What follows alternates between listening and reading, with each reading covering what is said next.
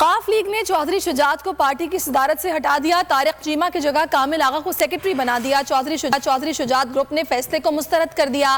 तारिक चीमा ने कहा कि चौधरी शुजात ही पार्टी के बाइख्तियार सदर हैं। चौधरी बामुकाबला चौधरी, काफ लीग कौन चलाएगा, खींचातानी मजीद बढ़ गई। काफ लीग के इजलास में चौधरी शुजात हुसैन को सदारत से हटा दिया। चौधरी शुजात के भाई चौधरी वजाहत हुसैन को काफ लीग का नया सदर मुकर्रर कर दिया गया। तारिक बशीर चीमा की जगह कामिल आगा को पार्टी का सेक्रेटरी बना दिया गया।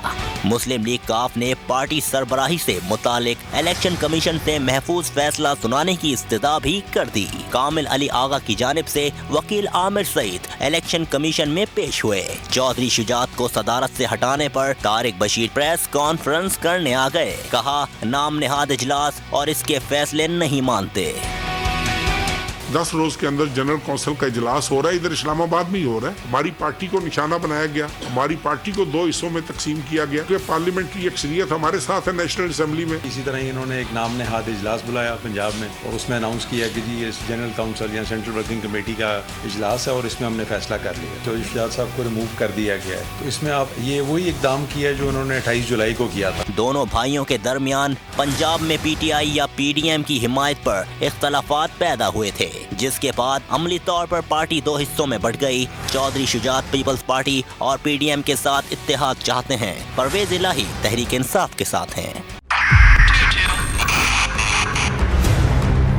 2022 बहुत सारे तोहफे भी देखे गया पाकिस्तान की आवाम को। पाकिस्तान की आवाम को एक तोहफा ये दिया कि आवाम को पता चल गया कि पाकिस्तान का मीडिया क्या है। साल 2022 में सबसे ज्यादा देखे जाने वाला चैनल बोल न्यूज रहा नंबर 1। हमने बहुत सारे शोज और ट्रांसमिशंस की। पूरा साल मुसलसल जदोजहद में निकल गया कि ये वोट ऑफ कॉन्फिडेंस के पीछे कौन लोग थे। तोड़े रेटिंग के सभी रिकॉर्ड। सोशल मीडिया पर भी सबसे ज्यादा तेजी से 2.4 बिलियन व्यूज का संगे मील अबूर किया।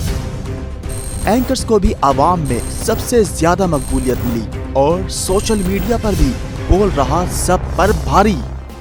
सब्सक्राइब करें और बेल दबाएं ताकि कोई खबर रह न जाए।